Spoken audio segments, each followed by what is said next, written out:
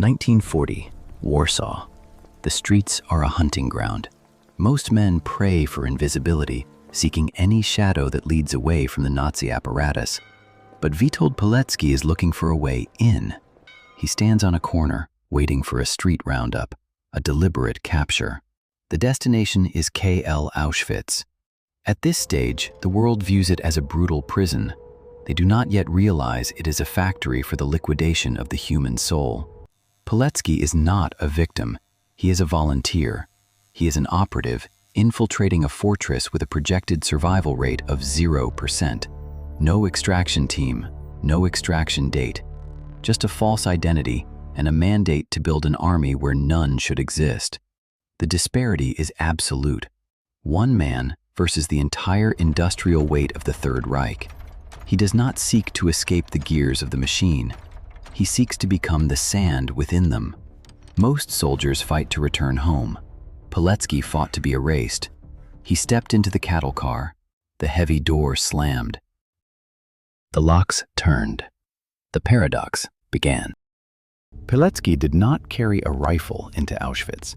He carried an alias, Tomasz Serafiński, a ghost identity forged in the fires of the Polish underground. In the camp, a name is the first thing they strip away. It is replaced by a tattoo, ink, forced into the dermis, a permanent numerical brand. But Pilecki understood bureaucracy. He understood that a machine as vast as the SS is fueled by paperwork. Paperwork is vulnerable. His civilian background as a cavalry officer and estate manager provided the framework: discipline, logistics, the ability to read terrain. In the camp, the terrain is human. He began to map the internal power structures, the capos, the block commanders, the shifting alliances between starving men. He sought the cracks in the stone. He did not look for weapons of steel. He looked for men of iron. His weapon was the Union of Military Organizations, ZOW. It was a cell-based system. 5-man units, each cell isolated, each member blind to the identity of the others. Total compartmentalization. It is a tactical design meant to prevent catastrophic failure under torture. One man falls, the network holds. The SS relied on terror to maintain order. Pilecki used order to dismantle the terror. He weaponized trust in a place where trust was a death sentence. He secured positions in the hospital block, then the laundry. High traffic areas. This was a tactical necessity. Movement equals opportunity. Information is the primary currency of war. He gathered data on German troop movements, camp quotas, and the terrifying mechanical evolution of the gas chambers. He was not just surviving, he was harvesting. He used a hidden radio transmitter built from smuggled scrap, copper wire, stolen resistors, a miracle of improvised engineering. Every whispered report sent out to London carried the weight of the dead. He was managing an estate of ghosts, the architect of a shadow government hidden within a factory of death. The hunter's edge was his composure. The SS looked for rebels with daggers. They never suspected the man with the clipboard. Auschwitz is not a static environment. It is a biological furnace. The air is thick with the scent of charred bone and industrial chemicals. It clings to the skin. It enters the lungs. At KL Auschwitz, the environment itself is a primary executioner. Starvation is a tactical variable. It is the slow attrition of the human frame. First, the body consumes its subcutaneous fat, then the muscle, finally the internal organs. The mind follows. The frontal lobe, responsible for ethics and long-term planning, begins to shut down. Despair becomes a physiological state. But Pilecki understood that in a landscape of total scarcity, a single extra crust of bread is a strategic asset. He utilized the camp's internal economy, cigarettes, clothing, scraps of sausage. These were not luxuries. They were components of an intelligence operation. He used them to buy time, to buy silence, to buy a life. He hacked the camp's biological threats. Typhus, a microscopic insurgent. The SS feared infection. They feared the louse. It was the only thing that bypassed their rank and authority. Pilecki and his men turned the hospital block into a fortress of intelligence. They cultivated lice. They used them as a biological deterrent. An SS guard, despite his submachine gun and his pride, will not enter a room marked with a typhus warning. It created a tactical blind spot, a sanctuary for radio transmissions, a laboratory for resistance. It was a war of the microscopic against the industrial. The cold was another ally. In the winter of 1941, the mercury plummeted. The mud turned to iron. The guards stayed in their heated towers, their breath fogging the glass. Their visibility was reduced, their vigilance dulled by the desire for warmth. Pilecki moved in the shadows of the frost. He used the cover of the morning fog to coordinate cell leaders. He turned the very conditions designed to kill him into a tactical veil. He managed the Muselmänner, the walking dead. Men whose caloric intake had dropped below the threshold of cognitive function. He recognized that psychological collapse is contagious. He countered it with a rigid internal military structure. He gave men a purpose, a rank, a duty. This was a psychological armor. It prevented the total breakdown of the nervous system. In the heart of a machine built for extermination, he created an ecosystem of survival. He did not fight the environment, he inhabited it. He became its most lethal inhabitant. 1942. The SS begins to sense a ghost in the machine, a shadow moving against the grain of their ledger. They deploy the Politische Abteilung, the camp's Gestapo. They are technicians of suspicion. They utilize forensic document analysis to track the flow of smuggled reports.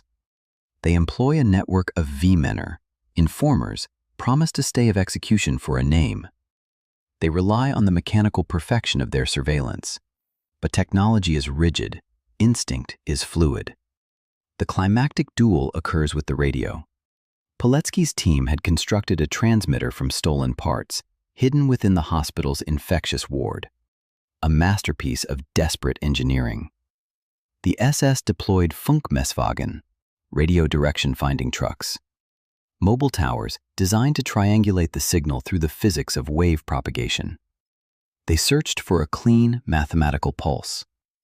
Pilecki understood the blind spot of the German mind, an over-reliance on the grid.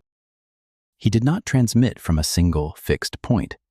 He utilized the chaotic, metallic architecture of the camp to create multi-path interference. He bled the signal into the camp's own electrical hum. He transmitted during the noise of the sirens or the heavy vibration of the industrial ovens. He turned the camp's own infrastructure into a masking agent. The SS technicians sat in their trucks staring at oscillating needles. They expected a logical enemy. They found only static. Instinct told Pilecki when the net was closing. Not a sensor, not a warning, a shift in the air. The way a guard adjusted his holster. He ordered the radio dismantled hours before the Gestapo raided the ward. They found nothing but typhus-ridden blankets and the smell of ozone. Technology failed because it sought a pattern. Pilecki was the anomaly. April 1943. The threshold of human endurance is reached. 3 years of sustained caloric deficit have carved Pilecki into a biological ghost. His body is a study in advanced atrophy. The heart, weakened by long-term malnutrition, beats with a sluggish, irregular rhythm, bradycardia. Every movement is a calculated tax on a failing nervous system. The mind remains sharp, the vessel is brittle. The critical hit is not a bullet, not yet. It is the tactical realization of futility. The home army will not attack. The internal uprising is a dead dream. Meanwhile, the Gestapo's net has closed. They have the names. His cell leaders are being liquidated one by one. To stay is to wait for the back of the neck to meet a German pistol. He chooses the escape.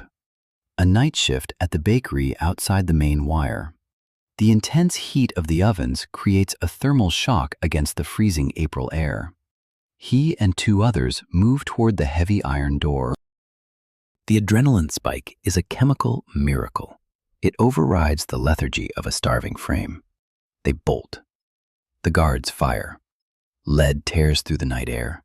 A bullet grazes his shoulder. A hot, searing line of fire across the skin. He does not slow down. He cannot. The psychological barrier of the camp has finally shattered.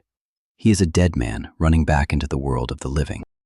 Pilecki returned to the world of men, but the world was no longer recognizable.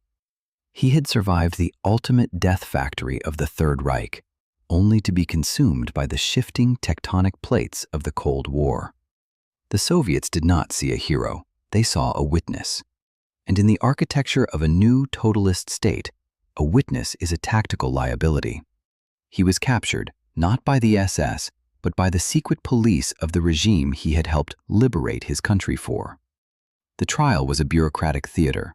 The sentence was a foregone conclusion. They did to him what the Reich, for all its industrial cruelty, could not. They erased his name. They erased his body. They threw him into a nameless pit. We do not deify Pilecki. We study him. He is the ultimate proof that the human psyche can be engineered into a precision weapon, capable of functioning within the gears of an extermination machine. But even the finest weapons are eventually discarded by the hand that holds them.